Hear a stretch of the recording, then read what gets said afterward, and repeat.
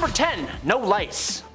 You know in elementary school when they would check everyone for lice and one poor sucker had to get their head shaved and walk around as that bald kid for like a month and would probably get bullied? Well, that ain't gonna happen back in ancient Egypt because everyone shaved their heads to avoid lice back then, and priests would shave their whole bodies just like Michael Phelps. Instead of having actual hair of their own, they would wear wigs. Wigs sometimes made of human hair. That honestly was a lot better in that harsh desert sun. Lice and other little pests like that, like fleas, were not wanted. And yeah, they still aren't, but it led to some honestly interesting solutions. For example, a warm potion of date meal and water was believed to drive away fleas and lice. They would use cat's fat to keep away mice, I made a rhyme, and one that probably actually did something was when they used a solution of natron, water, and salt in their humble abodes to eliminate and repel fleas. Number 9. Ancient sunscreen. As soon as summer comes around, game over. I burn so easily. That's why I'm a fan of winter. I don't have to keep applying sunscreen to my face all day, all night, and feel like I'm about to faint, obviously. Canada gets quite hot. But how did Egyptians beat the heat in ancient times? What was their trick? They didn't have banana breeze, SPF 90, whatever the hell it is. Ancient Egyptians valued their skin as a symbol of beauty, right? You think your morning skincare routine requires a lot of work? Think again, Laura. Their routine was written on tomb walls and scrolls. Rice bran containing UV absorbing gamma oryzanol was used to block the sun off. Yeah, it was that hard. Jasmine as well helped repair sun damage, and ancient Greeks as well. They used olive oil as sunscreen as well as ancient Egyptians, which as far as UV protection goes, it did absolutely nothing. You'd be burnt and extremely dehydrated, but also you'd have some nice tan lines and you wouldn't be as pale as me, so it wasn't all bad. Number 8, the finest of cosmetics. The cosmetics of ancient Egypt were not just for looking good, they were for feeling good too. Like on the inside. Now, as such, those professionals who made the stuff took it pretty seriously. Not just because of a passion for the art, but also because they'd be judged pretty damn harshly if they did a bad job. If they sucked, it would mean having the whole neighborhood give you a bad reputation. And in the cosmetics business, just like show business, it's all about that reputation.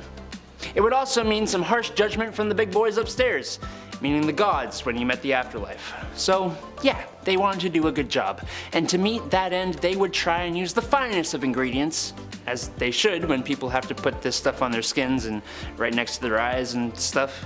Number 7, deodorant. Before the Old Spice guy was born, what did people even do to smell good? What happened? Deodorant was actually first introduced to the public back in the late 1800s. It was called Mum. It was a cream that used zinc oxide. It was stored in a metal container, nothing like Speed Stick at all. It wasn't discreet or anything. It was bad. But ancient Egyptians, even worse. They had to use ostrich eggs when it came to smelling good in the pits. They made perfumes as well and were among the first to use any type of deodorant, so that's a pretty good start. Thank you. Thank you so much, ancient Egyptians. Hence the ostrich egg factor. They had to start somewhere. They mixed a little fat, tamarisk, tortoise shell, and then nuts, and bam, there you go. You're ready for the day. Just pop it on. Another method was a little more yummy than the ostrich eggs and nuts method. Egyptians would use porridge balls. Yeah, flavored porridge rolled up and securely tucked under your arms.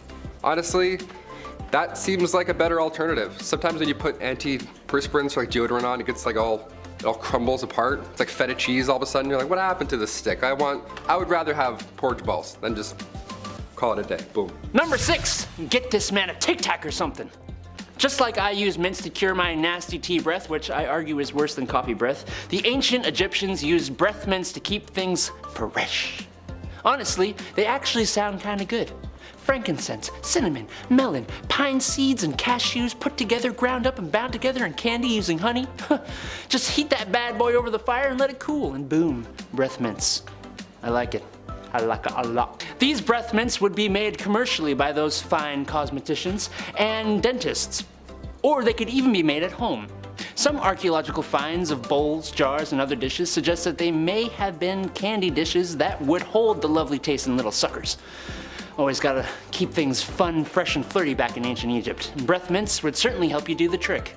Nice. Number 5, loincloths. Going back to ancient Roman and also ancient Egyptian times, the loincloth was used by all. Either that or you would just be naked. I found this neat step-by-step online on how to make your own loincloth, because that's apparently what I do on my free time. Thank you for asking. And it's a bit more complicated than I thought. It's way more complicated than just throwing on sweatpants or even, the towel folds like a toga. This had numerous steps. We don't have a lot of archaeological evidence because these linens barely made it through a decade, let alone all this time, but ancient Romans would use leather to make underwear. That's a fun little fact right there. Hot goat skin wrapped around your waist in the hot sun. We love it. We still use leather today when it comes to undergarments, but I'll let Adam tell you about that one another time. That's more of a at-home one. Number 4, food as medicine. Trying to prevent bad things before they happen, it is a very human skill to have. And when it comes to preventative medicine, the Egyptians had some methods. One more obvious solution is diet. Eating the right stuff truly does help lead to a longer life, but eating the specific right stuff can directly prevent certain issues. As a prime example, the laborers that would build the massive iconic structures we know Egypt for today were kept fed with diets that include a lot of onion, garlic, and radishes. Now, I don't know if the ancient Egyptians knew the chemicals these foods contained, or if they just put 2 and 2 together, but onions, garlic, and radishes contain why did I do this to myself? Contain allistatin, allicin, and raffinine, which are very helpful when it comes to preventing diseases in the super crowded working and living conditions the laborers existed in. That allicin really helps. Another example would be to cure night blindness. In these circumstances, doctors fed their patients powdered liver, which is rich in vitamin A, which is a vital nutrient for vision. Again, I don't know if they knew it contained that specific thing, or if they were just like, I ate liver and I can see better. Discovery! Number 3, acne. Ancient Egyptians came up with an interesting method to getting rid of those pimples. Now, this was long before Dr. Pimple Popper was ever a thing, and physicians back then discussed pimples as such. Ready for this? They called them these elevated spots, with black tops that can plague your skin for 4 to 5 years. But by squeezing said spots, you force out the maggot inside. Yeah, blackheads were referred to as maggots. That's what they thought they were back then. Imagine your partner, hey, can you get this pimple on my back? Yeah, I think I got some maggots, thanks. No thank you. That's pretty horrible. That's a horrible reference. They would refer to severe cases of acne as maggots that lie in a bed of roses. I would faint. I would be so sick. If a physician told me I had maggots that lie in a bed of roses anywhere on my body, I would throw up. I'd pass out. I'd be so upset. Dermatological disorders were thought to be human skin taking on the properties of animals. Yeah, you have common acne? Maybe you're turning into a pigeon. Who knows? Ancient Egyptians would use honey, vinegar, turpentine, and emulsion of bitter almonds, all to get rid of acne. Yeah, sounds like a horrible alternative. I would much rather just have acne. Maggots? Dude, I'm done with this channel. I'm out of here. That's so gross. Number 2, eye makeup. Almost everybody and their mums knows that the Egyptians wore that crazy awesome eye makeup. But what you might not know is that it didn't just serve the purpose of making you look absolutely stunning. No, a lot of these eye makeups were lead-based. Now, that sounds pretty bad, I can't lie. It does. And it likely was for some, but it was possible that it boosted nitric oxide by up to 240% in cultured human skin cells. I don't know what cultured human skin cells means, but that's the quote. If you know, let me know down below. What the heck does nitric oxide do? Well, that I do know. It helps to boost up your immune system to fight diseases, which, guess what? That's pretty important, especially in the marshy areas around the Nile where eye infections are actually pretty darn common. What's cool is that research suggests the Egyptians actually knew that and specifically synthesized the makeup for this purpose.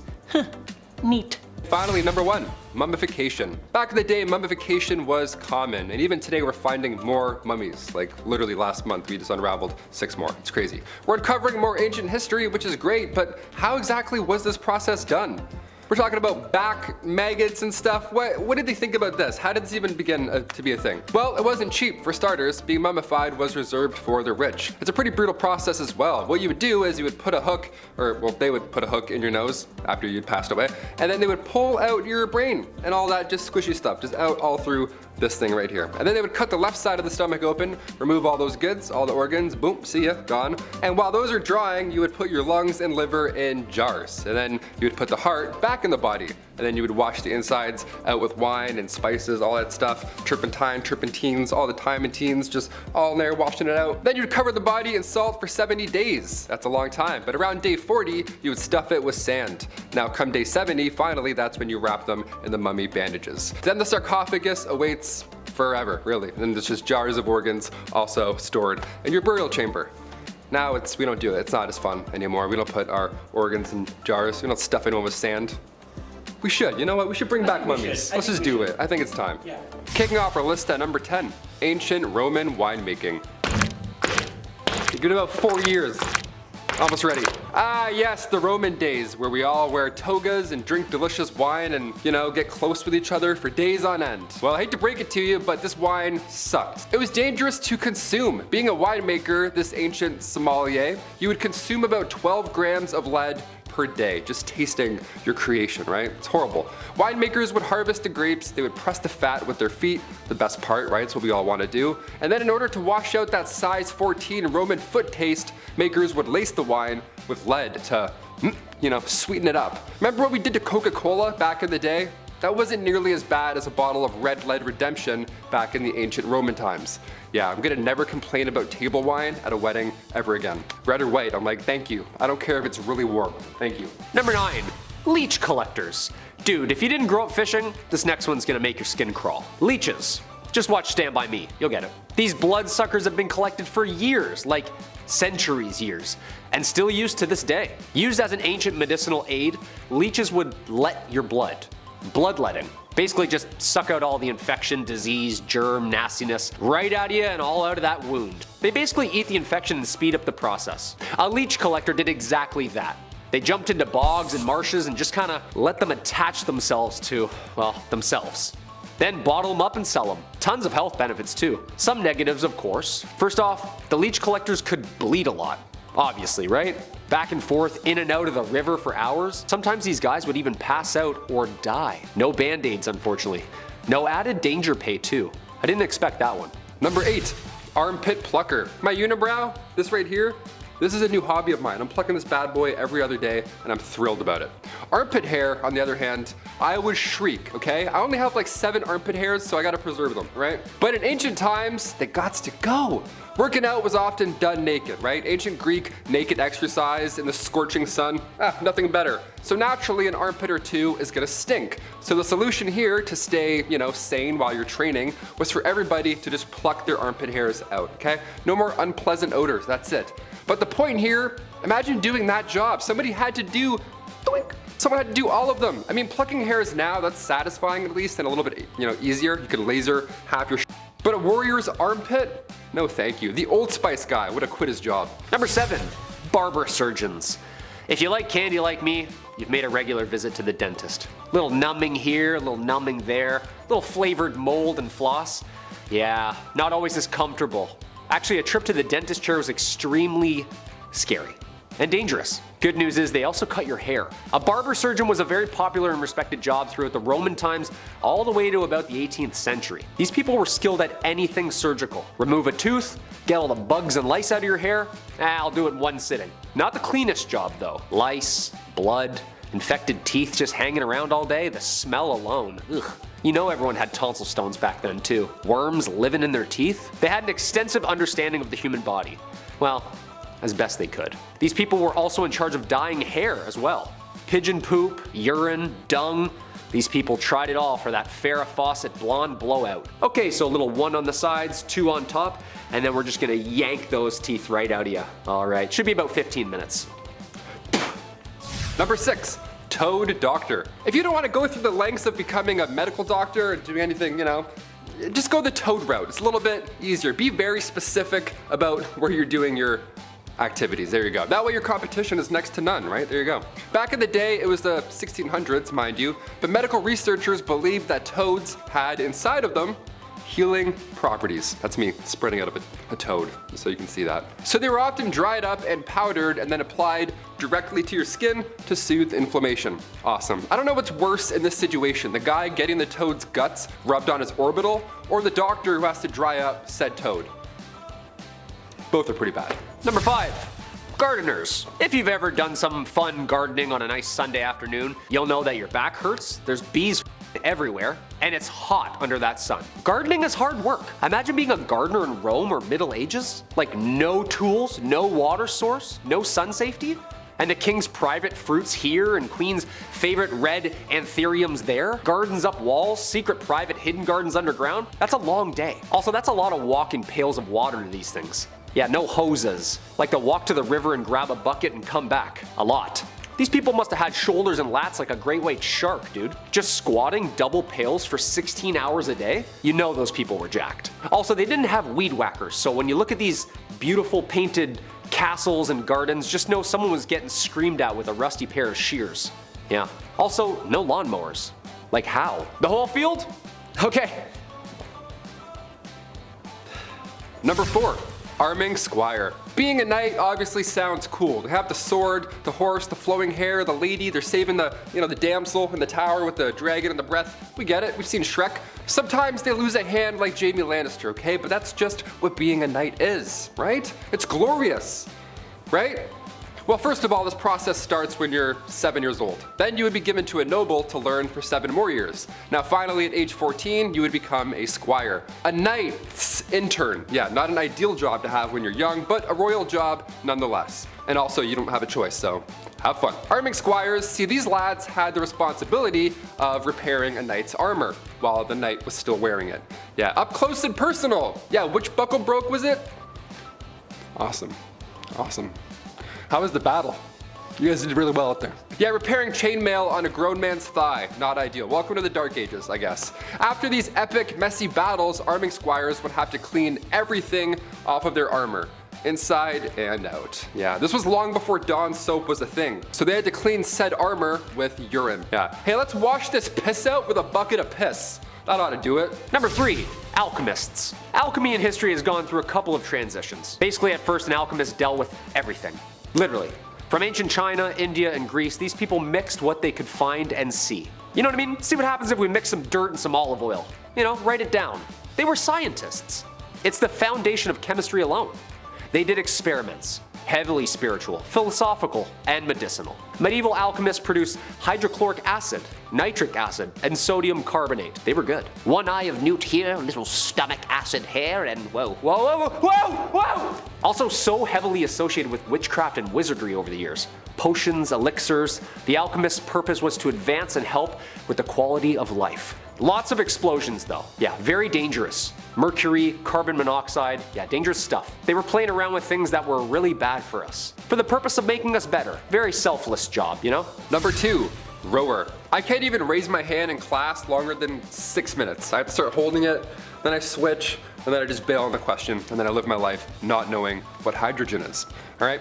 I couldn't imagine being a rower, okay? Heading back to the times of ancient Greece, where wars were fought through naval battle, left-handed, right-handed, guess what? Didn't matter. Your arms were shaking every single day, all day long. When we think of these rowers, this job obviously sucked. It was one of the worst to have, and more often than not, it was sadly slaves who had the misfortune of propelling these warlords into their battle.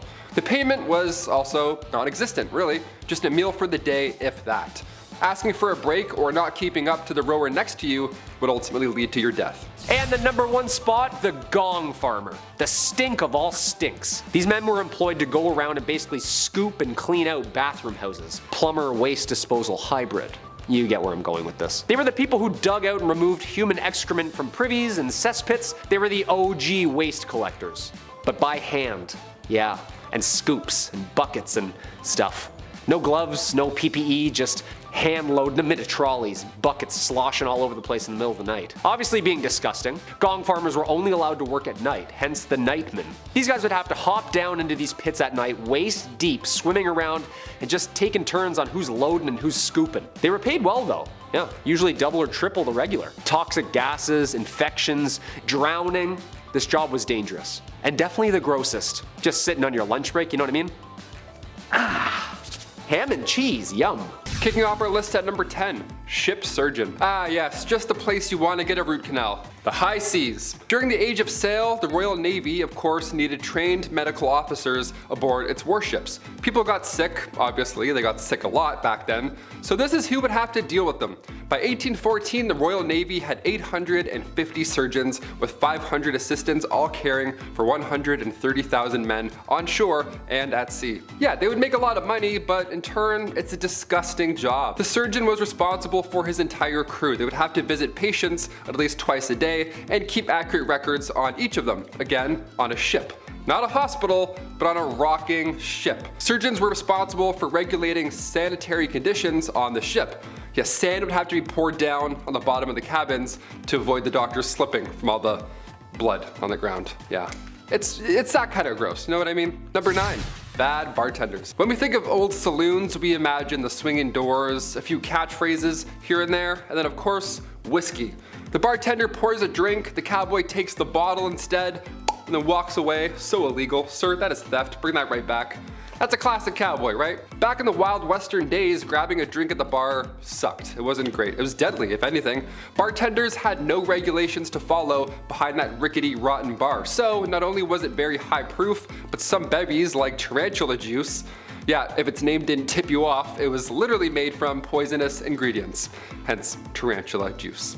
It was made from strychnine, and if you drank it, you felt like there was tarantulas crawling all over your skin. Yeah, which button do I press to not tip the bartender? Thanks so much. Number 8, medieval punishment cleaner. If this isn't your first rodeo here on Bumblebee, you've heard us talk the many horrors of medieval history. A lot of heads coming off around a lot of horrible kings. Many executions were public. The town would come out, watch a hanging or two, and then grab some bread and walk home. This was normal back then. So gross. One of the earliest documented executioners began all the way back in 1202, the OG headsman, Nicholas Johann. Their nickname was the Justice, which, I mean, as far as nicknames go, it's pretty sick. Afterwards, of course, there was inspiration. This position spread through many capitals and large towns of Western Europe, but with them came the execution cleaners. Over his 36 years of ruling, King Henry VIII executed roughly 57,000 people. Yep, hope you like mopping. You'd be doing a lot of that over with King Henry. Number 7, violin string maker. A violin may sound beautiful, but the way those strings would come together, even before the 17th century, not so lovely, not so, it's kind of yuck. In order to make strings thick enough to play these 3-stringed violins, the go-to method back then involved twisting strands of sheep innards together. Yeah, hours would have to be spent just trimming away at fatty tissue or blood vessels, muscle, you name it, things you don't want to see or smell. Yeah, you gotta sift through that for a bit. It did not look like a music shop at that moment. Yuck. And then said guts had to be soaked in wood ash to further clean and avoid rotting. Nowadays, it's a little different. Actually, not really. It still sucks for animals, but, you know, less bloody, less dirty, I guess, all around. Number 6, nomenclator. Basically, a campaign volunteer back in the Middle Ages. Only you weren't a volunteer, and the campaign was a miserable fat king. A nomenclator in old European times was responsible for remembering names of people that the king met all night long. You know, how to contact new business partners, which family they're in, which family they're not in, you know, keeping track of all the social politics of being a king. All that responsibility fell on the nomenclator, because the king was too busy getting drunk and partying or cheating or beheading. No way a drunken king is gonna remember all these new faces from all over the land. That's all this poor fella over here. Sorry, was it Arthur or Arnold? Yeah, I can't hear you over all this capital punishment. Thanks, you have to speak up a bit. Number 5, the bone grubber. Heading to the Victorian era, a classic time to be grossed out by everything in sight. More than fair. The Great Stink? Oh God. Victorian cities back in the day had this huge scavenging economy. I'll get more of that later on in this list, but the bone grubber, this was unique. This was a unique role in history. These workers would scavenge rotting bones from butchers or garbage piles, wherever leftover meat was disposed and then animals hadn't got to them yet. That's where we're heading here. To then later on sell them to dealers. Ideally, the bones would be made into toothbrush handles or teething rings, anything really. Creativity was booming, I guess. The rest would go into soap making. Yeah, it was just melted and then just put on you and everywhere. So if you have any bones, hey, reach out, there you go. We'll DIY it up in the comments. Number 4, fullers. Urine was used by ancient Romans to whiten their smile. Awesome. They also used urine to wash their clothes. This isn't news. They didn't use soap back then because the amount of ammonia in urine just often did the trick, so Yeah, and also it's free. Why not? Lye was also used to clean clothes at the time, but it was pricey, so plan B was to head down to the old laundromat and hand over your dirties to a fuller. Yeah, these lucky lads would have to stand in a tub filled with chemicals, water, and you guessed it, lots of urine. So much. Urine collected from all over the town, if I might add. Not just, one dude, hey, I'm saving up. No, if you've got it, bring it. Bring over the They would then scrub and stomp out all of the yuck. And then it would get in your mouth and splash up in your eyes. Horrible. Meaning most of the time, they were getting quite sick. Yeah, dangerous and disgusting job. Number 3, resurrectionalist. Alright, shout out to all the vampires watching. Nice, this one's for you. Hit that thumbs up. Dracula. A resurrectionalist was responsible for digging up dead bodies, and then they would later sell them to medical schools. This was the late 1820s, and at this time in Edinburgh, Scotland, the medical science community was changing history. It was on the up and up, it was inclining. But in order to study new medicines to, avoid the next plague, they needed these guys, sadly. I'll tell you who they didn't need though, William Burke and William Hare. Yeah, these Irish brothers were both resurrectionalists, in quotes, who were running out of patients, so they themselves would go and take people out and then proceed to sell their bodies right after. They did this 17 times. They killed 17 people all in the course of 2 years. They sold all their corpses to Dr. Robert Knox. It took 17 killings before somebody caught on. This is horrible. Even when there's no system in the works, this job is still nasty. You know what I mean? Remember dissecting that frog in high school? This is like, you don't even want to know. It's way worse. Way worse. Number 2, tushers. This was one of the worst jobs back in the day, and it wasn't even legal. Yeah, double the fun. There we go. Early 19th century London, a little more modern here, but worth a mention. These tushers would spend all their time in the sewers below London just trying to find coins or valuables, anything that's been accidentally washed or forgotten. That's how hard it was finding work back then. You had to climb into sewers to hopefully find some old earrings, maybe. Just searching for scrap metals, anything really that nobody else wants to go down and claim. Now sometimes it was worth the plunge. A lot of these folks would make around $20,000 a year. But then again, a lot of them wouldn't. They would just go down, find nothing, get sick, and that's the end. Horrible stuff. And finally, number 1, rat catchers. As the name hint towards, rat catchers are one of the worst jobs you can have in a castle. It's an important role, of course, like being a fool or a walking, talking toilet. There needs to be a chasseur de rats, right? There has to be some rat guy. Back in those times, rats and mice were the leading source of spreading disease. And with these castles being dark and spooky and ominous, and you have to walk through and do this a lot, there are probably plenty of rats below, crawling around your feet. You wouldn't even see them. Black rats were a common household problem, so in comes the well-respected rat catcher. Just catching all those rats. These guys would sometimes try and use spells to get rid of the rats.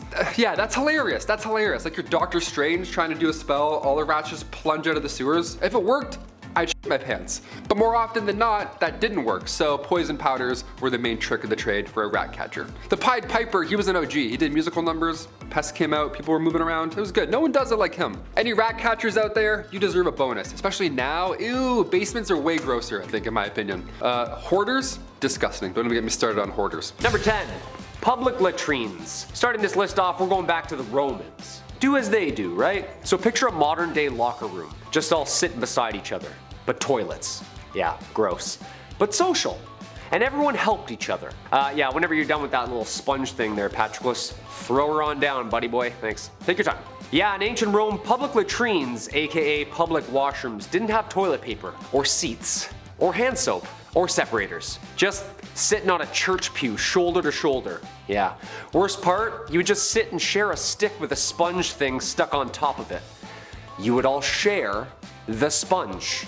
It's tradition, right? They did this for like 1,000 years. Said it built confidence and social skills. Dude, I can't even go to a urinal with someone sitting beside me because I'm shy, let alone sitting next to each other, showing each other's pictures from the cottage weekend, talking shop in front of 10 people.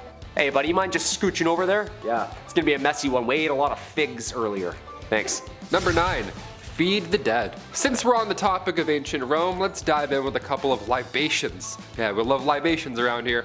Throughout history, libations have been offered to the dead. Honor those who have passed, right?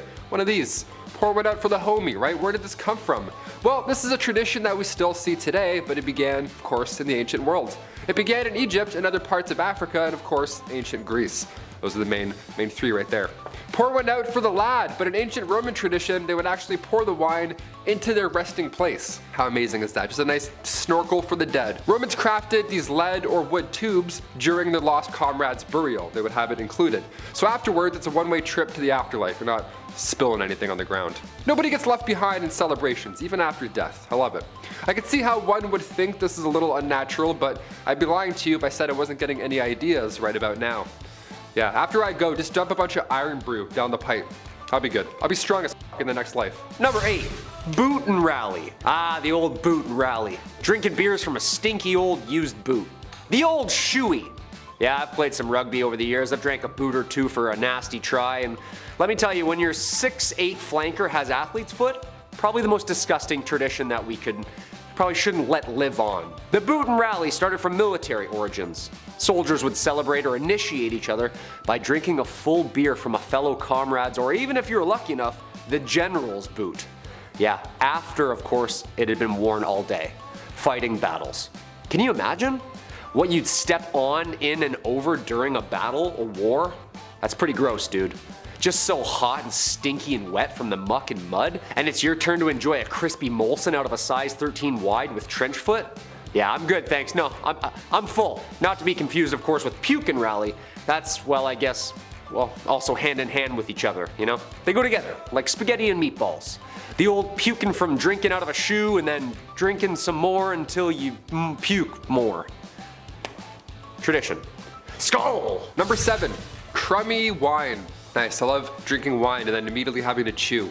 That's lovely, let's talk about that. My favorite part of a wedding has to be the speeches, or the toasts, right? Whatever. I love watching somebody improv their way through an important wedding speech. The train wreck, always. They're always way too long, way too personal, or just sad. Throw a joke in, I don't know, maybe a pun, wouldn't hurt. But where did this all begin, right? Back in the 1800s, only men were allowed to give these toasts, which is hilarious. It was always the oldest friend, the groom, best man, father of the bride, you name it. The whole thing would have been done in 8 minutes, I imagine, because guys suck at speeches. At least from what I've seen. A lot of ums. Wedding toasts go back as far as the 6th century BC. When Greeks were getting married, the father of the bride would drink the first glass of wine to make sure there was no poison in it. What an OG. Romans would drop a piece of burnt toast into the wine in order to make the wine taste less bitter as well. Yeah, hence the term toast. Yeah, wine was so bad back in the day, they had to use burnt toast, Crystal Light, just to make it better. Okay, cheers. That's it. Number 6, handshakes. We all do it. Meeting the in-laws folks, about to smash a job interview. Usually starts with this. Hey, how are you? Nice to meet you.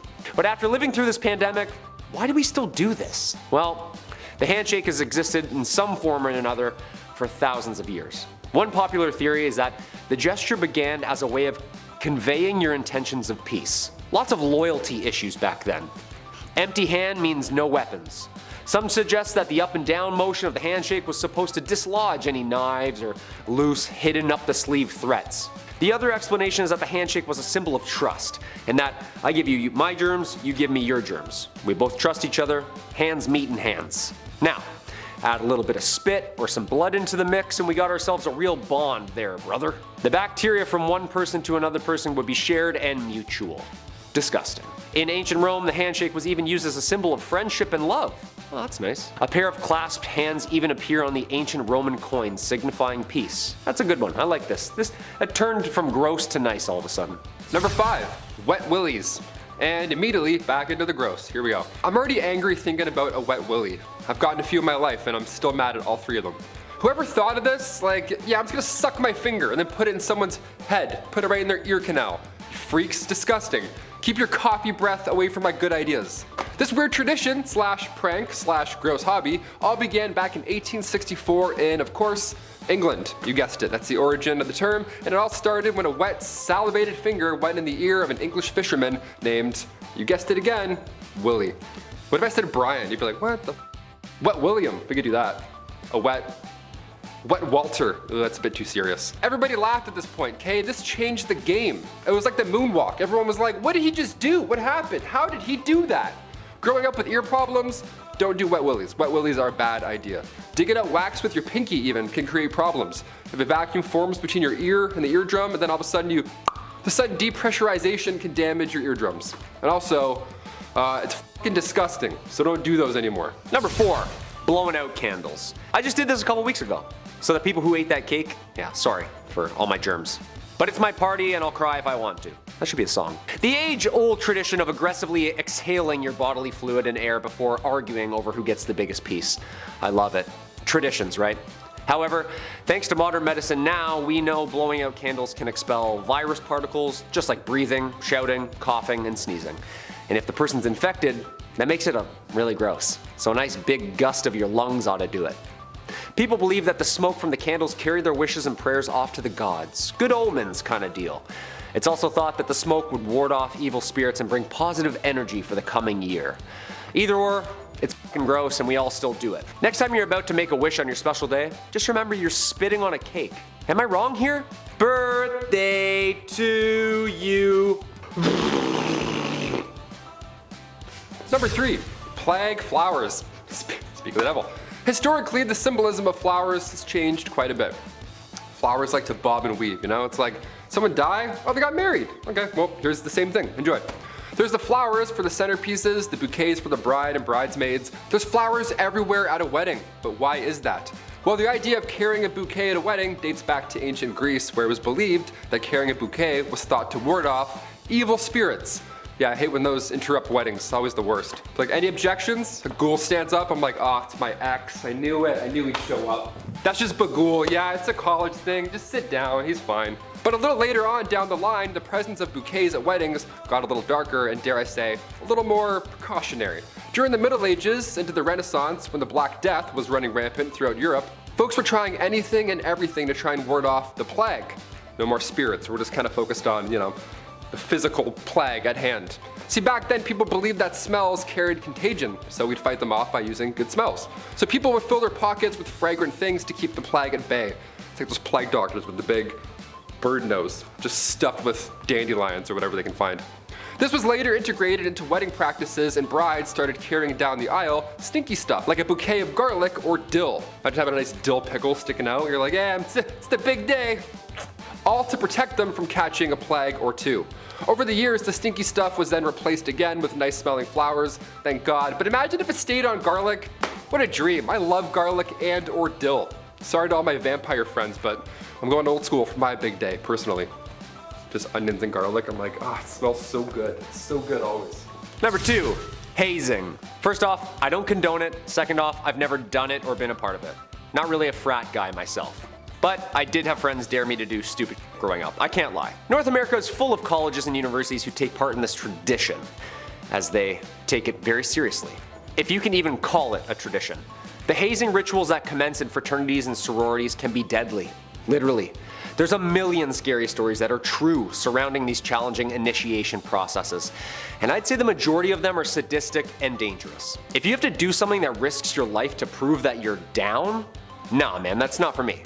I got essays to write. Hazing has a history dating as far back to 387 BC with the founding of Plato's Academy. At the time, hazing was called penalism, which meant, quote, a system of mild oppression and torment practiced upon first-year students. Torment is the right word here. Even Plato criticized the practice of hazing. He's like, nah, that is too mucheth. Like, I understand camaraderie and brotherhood and all, but like chugging ketchup until you're on life support? Like, the school debt's enough, you know? And finally, number 1, the monkey buffet. Okay, this last one here is a little unusual, but I want involved to have a little FOMO already just looking at this. Look at these little guys, come on, they're having so much fun. As its name subtly suggests, the Monkey Buffet Festival in Bangkok has everybody at the table. Everybody eats. Smack dab, right in the middle of the ruins of the Frag Pram Sam Yacht Temple in Laburi, Thailand, a beautiful tall banquet awaits. It's a 13th century temple just covered in fresh fruit. It looks so inviting. I'm hungry right now and I'm looking at it. I'm like, ooh boy. Thing is, I said everybody eats. That's not entirely true. This feast is held in celebration of Laburi's thousands of macaques, thought to bring good luck to the area and its people. Only the macaques eat at this festival, and yes, it can get a little messy, obviously. They like throwing food around, I've heard. They like throwing their as well, so maybe just kind of heads up, I don't know. So if you're attending, bring your own snack, or else there's pre-chewed watermelon waiting for you. That's also yummy too, if you don't mind. The macaque hair, just avoid that.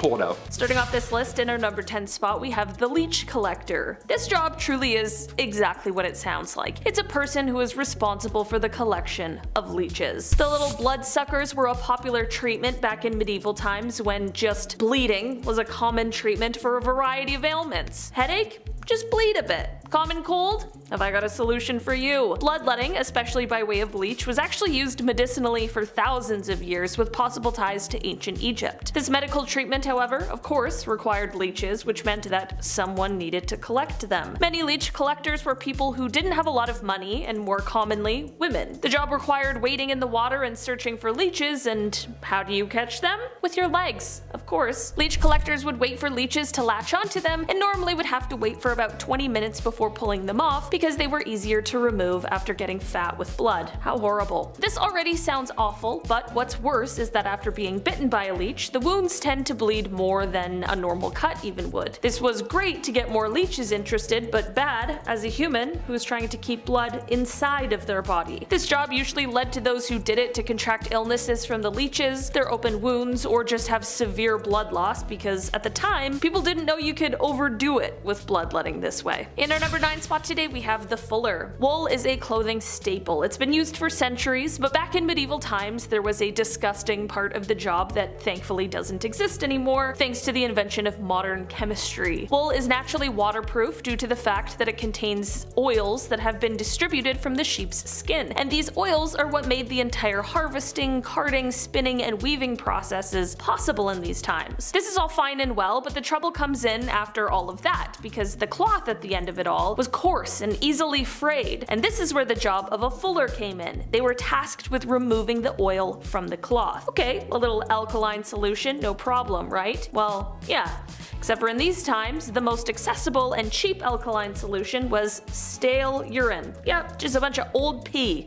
A fuller had to take this new woven material, put it into a tub full of old pee from who knows where, and then you stomp on it with your feet. And then you get no shower at the end of it either. What's a carpenter without his tool belt, right? What I mean is that fullers were also responsible for collecting their own pee to use for the wool, so they often needed to head to all the local public toilets and private homes to collect it. Just gets worse. In our number 8 spot today, we have the groom of the stool. This job doesn't sound too bad with just the title. It weirdly sounds kind of regal. I mean, it was quite a prestigious position during this time, but it also was one of the most humiliating jobs in history. In the medieval times, kings were looked on almost as if they were gods. You know, it's their divine right. And because of this divine right, for centuries, it was deemed improper for a king to wipe his own behind after using the facilities. This is where the groom of the stool comes in. This high-level nobleman would be responsible for fetching the toilet chair for the king when nature called, and he would also be in charge of the wiping aspect of the whole thing. No bidets, I guess, back then. The groom of the stool also played a role in monitoring the king's health, as he was tasked with examining the stool just to watch for any serious changes. And should the king be having some digestive troubles at any point, the groom of the stool would always be nearby and ready to administer a royal enema. In our number 7 spot today, we have the nightman. This is definitely one of the shittiest jobs from the medieval times, and I mean that quite literally. Also referred to as gong farmers, these people had the unfortunate job of cleaning out all of the human waste from the cesspits in the castle walls, which they would then transport to a pre-arranged location where it would be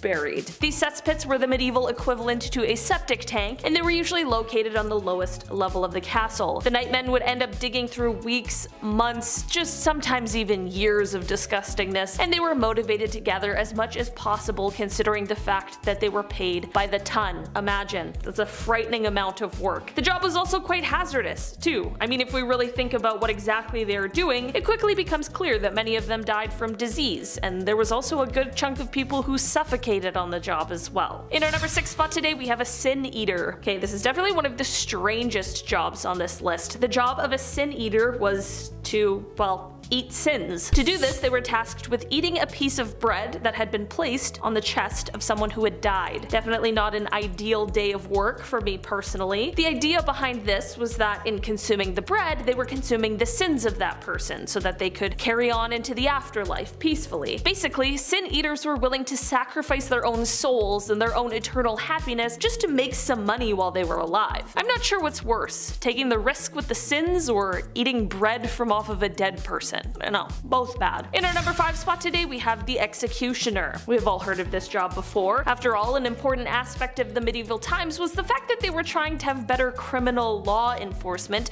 which naturally meant that a ton of people were getting executed for their crimes. While there is of course now the stereotype of people who did this work as being these huge, hooded, evil people, history shows that this stereotype is largely untrue. Most of the people who fell into this job didn't come into it because they wanted to. In fact, most people of course saw this job as being undesirable, but the job usually was bestowed upon them. Sometimes butchers were called for the job because of relevant experience, other times it was criminals who could either do the job or face their own death sentence, and most commonly, people found themselves in the job because their fathers had been executioners before them. Aside from the nitty-gritty of the job, I mean the horrors of the work itself, it's obvious, another part of being an executioner that sucked was the fact that people didn't really want to associate with you. Executioners were usually on the fringes of society and outcast, sometimes even forced to actually live on the edge of town. In our number 4 spot today, we have catgut. Back in the medieval times, they didn't have the technology we have now, or even the technology that was available in the 17th century when it came to making strings for instruments such as the violin, but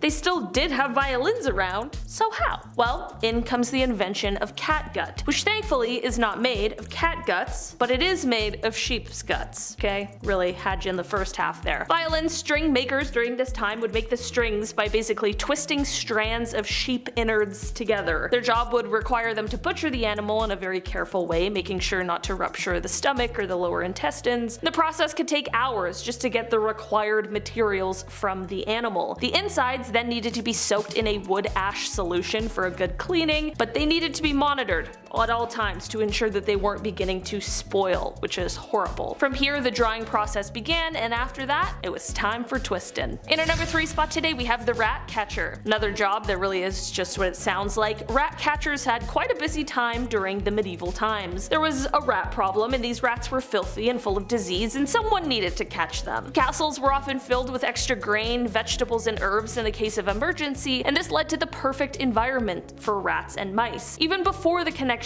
were drawn between rats and disease, people hated them, and this is because they would eat your food. A bad rat infestation for a person without much actually could have been a death sentence for them during this time. This meant that people really appreciated rat catchers in society, although the job wasn't a great one, was clearly risky, and also was largely ineffective. Rat catchers would sometimes try and use spells, sometimes they would use herbs as a sort of poison, and sometimes they'd even use the good old leave the body as a warning to the other rats trick. Yeah, wonder why it didn't work. In our number 2 spot today, we have the treadmill operator. This is a job that sucked during the medieval times because it was boring, it's basically like a human hamster wheel, but also because it was incredibly dangerous and not for those who were afraid of heights. Treadmill operators would normally be placed at the highest point of a structure, and the wheel they were stepping on was the top half of like a pulley system to help things be hoisted up as they were building said, structure that they're at the top of. This is a practice that started in ancient Rome and was reintroduced in the Middle Ages. This was actually a job that was commonly given to people who were blind because the fear of heights dissuaded a lot of people from doing this job, which only makes it probably more dangerous. In our number 1 spot today, we have the lime burner. Lime mortar has been a common and important building material for years, stemming back to the 1st century BC, but despite its importance, it's not exactly easy to work with. In order to use it, you need to remove the carbon monoxide from the calcium-rich stone, and this was the job of a lime burner. They needed to take the stone and heat it in a kiln at around 800 degrees Celsius. Sounds easy enough for sure, except for the fact that the job meant that you were constantly being exposed to rooms full of carbon monoxide and dust chalk that was capable of removing your ability to breathe. And also, just to top it all off, there's also a high risk that once the stone was done heating, it might also explode if it comes into contact with water. So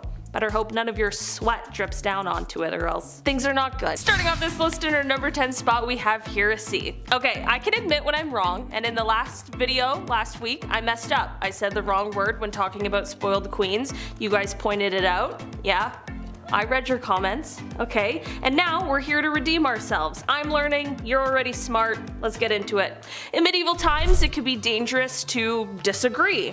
Nowadays, many people like to keep an open mind. There's so many cultures, beliefs, people think different things, and that is totally okay. But it absolutely was not okay in the Dark Ages. Oh no. In these times, if you held any kind of belief that could go against the teaching of the Christian church, you were seen as a heretic. Many leaders, whether kings or crusaders or even missionaries and merchants, especially from the late 11th century, fought to have Christianity take over in the Mediterranean world. People belonging to other faiths, such as Jewish and Muslim people, suffered persecution and expulsion. In England, there were massacres, and in the late 12th century, Edward I banned all Jewish people from England. I mean, this quite literally set the stage for the Spanish Inquisition in 1478, which was aimed at establishing Spain as a united, single Christian faith. Wars in medieval Europe weren't just waged on people of different faiths, however, it was also aimed at some Christians, who people believed to be heretics. This is all to say that heresy was a serious crime in these times, and thinking outside of what you were told to think at the time and what was accepted could have landed you a death sentence. Number 9. Facial expressions. I can't grow facial hair. I'm not sure if you noticed that watching, but it's never happened. It's not gonna happen. Quite frankly, I don't have to worry about trimming a beard early in the morning, anything like that, which is fine, to be honest with you. I'm not really complaining. Back in the medieval ages, I would have been set. People would have been pretty, I don't know, would have been more than ideal. The no hair look was the way to do it. The forehead was seen as the central point of your face, so it was common back in the medieval times for individuals to pluck all of their eyelashes and remove their eyebrows completely.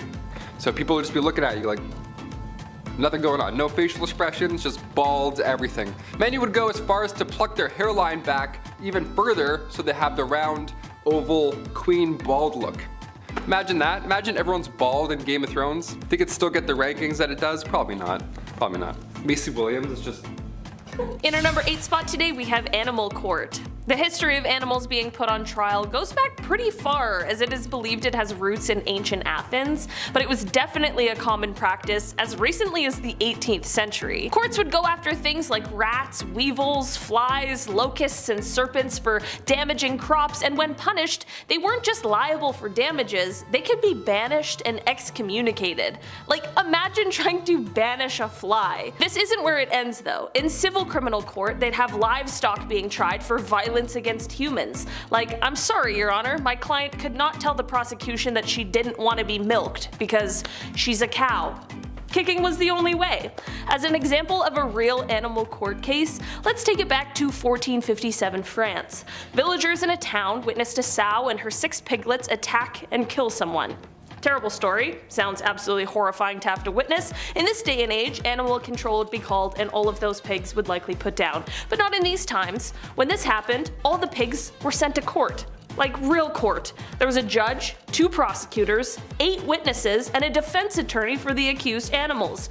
Witnesses provided testimony that proved that the sow had most definitely attacked the person and was definitely responsible for the crime. The piglets, however, well, for them, testimony was a bit murkier. There wasn't a witness who actually saw any of the piglets do any actual attacking. They just had blood on them, which isn't necessarily a sign of their guilt, it just means that they were there. This is why the court, while they did sentence the sow to death, the piglets were exonerated for their role in the crime. It's very strange and now would be a very expensive system, but in those times it really did work for them. Number 7. Inns and taverns. When we think of a medieval tavern or an inn, it's important to note the difference. Yes, there's drinking in both, and yes, both of them don't smell so great. But inns, their sole purpose was to house travelers comfortably, whereas a tavern, not so much housing, more rough housing, if anything, if you catch my drift.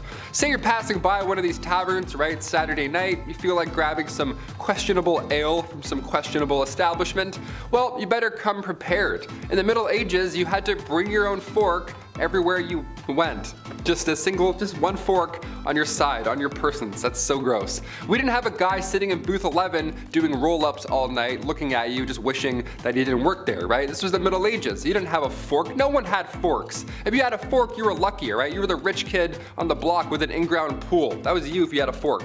Steak knives also were only reserved for carvers, so Until the 17th century, you were just poking around your meal until you had a bite-sized amount, and then you would choke on it because it's horrible. It's all chewy and horrible. In our number 6 spot today, we have the filth.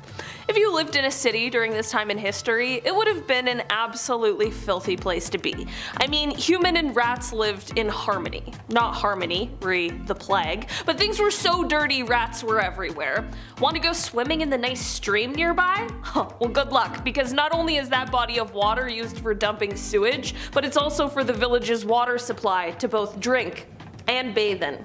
Disease was plentiful, obviously, and it spread exceptionally quickly. Spreading disease was even easier considering how all of the homes were packed full of people and no one really knew anything about hygiene and the benefits yet, health and otherwise. If you were to go out in the evening, especially at past curfew, it was also an insanely huge risk. Going out ran you the risk of getting killed or robbed with no police on the streets to help protect you at all. While city living provided a bit of safety in numbers situation compared to the countryside and also provided more opportunities to make money, it was still quite a risky place to live during the Dark Ages. Number 5, teeth worms. Awesome, you have any cavities? Now you're gonna be looking this whole video. Dentists weren't common back in the Dark Ages, but they did have a barber. So I guess we're good for a few hundred years. This guy did it all. Cavities, toothaches, teeth worms, gross, you name it, he'll pull it out violently.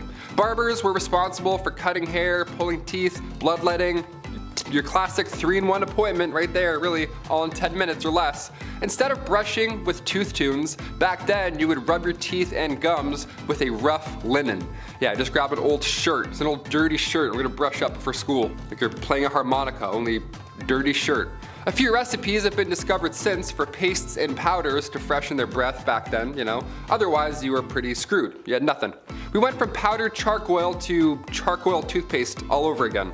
What a weird loop we did. Mouthwashes were also made from herbs and spices steeped in wine or vinegar, so fresh breath guaranteed, no doubt about it. In our number 4 spot today, we have the stripes ban. We've all met someone before who seems to be concerned with what other people are wearing, and we jokingly refer to them as the fashion police. But back in the Dark Ages, you might come across some very real fashion police who are actually interested in fining you, should your finest tunic not be of the local dress code. Sometimes it wasn't even just a fine. Some serious fashion faux pas could lead to your imprisonment or even your death. Stripes were definitely a main culprit in these times, as striped clothing was seen as a garment of the devil. I'm not even exaggerating either. In the year 1310 in a French town, there was a local cobbler who was put to death because he had been caught in striped clothes. Yeah, we thought the tabloids were harsh, and I mean, they are, but the medieval fashion police were unforgiving. Not only were members of clergy not exempt from this rule, but neither were animals. Yeah, calling all zebras. Good luck out there, man. This is why zebras were called beasts of the devil, and yes, this is even though the people of Europe hadn't even seen them. Just heard tales of their striped nature. Number 3, no rules football. In honor of the World Cup coming to a close, we have to take a look at football back in the late 12th century. Yeah, what did that look like? Or feel like, rather. Instead of corner kicks and throw-ins, you could do anything you wanted to retrieve the ball from the opposing team. Yeah, anything. Left hooks, some kicks, some jabs, throwing rocks, anything, you name it. It was violent. No diving in these games, I'll tell you that for free. You didn't have to. There was also no time limit. There was also no limit to how many players could be involved. So choose your team wisely. Pick the biggest guy, pretty much. It's town versus town a lot of the time. There's a lot of emotions out there settled on the field. And in the middle of it somewhere, there would be a soccer ball rolling around. I would call this a sport. Now finally, come 1314, King Edward II banned the game. And yeah, more than fair. All his civilians and citizens are dying. He's like, yeah, maybe not. Maybe it's not wise. I don't know. In our number 2 spot today, we have fast medieval marriage. There are so many messed up medieval marriage practices. We could do an entire video on just that. And in fact, we have. Go check those out. But while you're here, let's talk just a bit about them. Marriage in the medieval times was quick and easy, but also difficult to prove. If you and your loved one wanted to get married, all you really needed to do was say, "We're married!" And then boom, it's done. Of course, this led to a whole pile of those spur-of-the-moment type marriages, especially considering how sex before marriage was widely condemned in these times. You know, people are like, it, we're married now, let's do it. While I'm pretty sure many people who were divorced would have preferred if their marriages were this easy, this led to people of course taking advantage of this difficult to prove thing. Most especially women would often fall victim to a man who might want to take you as his wife for the night, but then the following day after getting what he wants, he denied ever agreeing to the union of the two, if you're catching my drift. This is why many women tried to get at least one witness to union, just in case. And finally, number 1, pointed shoes. This one's so fun. Whenever I see anything that's related to the medieval times, I always admire the attire, right? Especially the shoes. I hate buying shoes today so much. Now they're so specific. You got walking, running, trail shoes. They're always so expensive. Nobody does it like the medieval times anymore, specifically krakows. Krakows were awesome. They were the style of shoe commonly worn in the 15th century Europe that looked really ridiculous. They had the long, huge long nose that went up really high. They're so silly looking, maybe that's why I love them. These long-toed shoes first appeared in the 12th century, but the krakow, the thing is, these things were twice as long as your foot, and that was considered fancy back then. These meant business, so you better watch those ankles, Beth, alright? We're going into some meetings fast. They were named after the city that they were made in. Krakows were worn by everybody at one point, but as cheeky as it sounds, the longer the shoe, the more valuable you were. There we go. So it turned into a joke eventually, right? These things got way too long and it looked ridiculous. You ever walk around in flippers beside the pool where you do that big silly walk? That's the walk that everybody was doing in town, right? It was out of hand. They would be stuffed with horsehair or moss. Yeah, which is just as comfortable as Dr. Scholl's. Imagine stepping around in moss all day. Yuck. Also, sometimes a string would be needed to be tied from the tip of the shoe to your knee just to keep these damn things afloat. So everybody at one point in time in the medieval times looked like a Muppet tied to strings. How amazing is that? Do you own any krakows? If so, how do we get our hands on a pair? I'm a size 11.5 krakow. Let's make it happen. Maybe if we all pitch in as a community. I don't know, we can all be wearing krakows tomorrow.